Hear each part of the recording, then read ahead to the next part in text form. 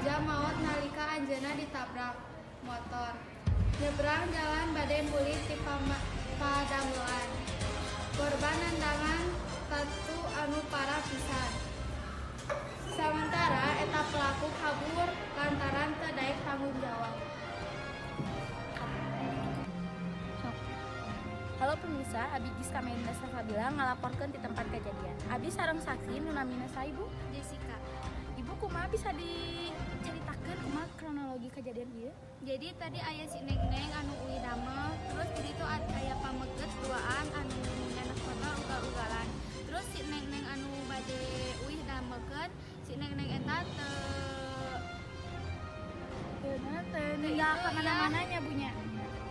terus katabrak. Ya, terus pameget eta teh teu Jawab. ya, jadi melarikan diri.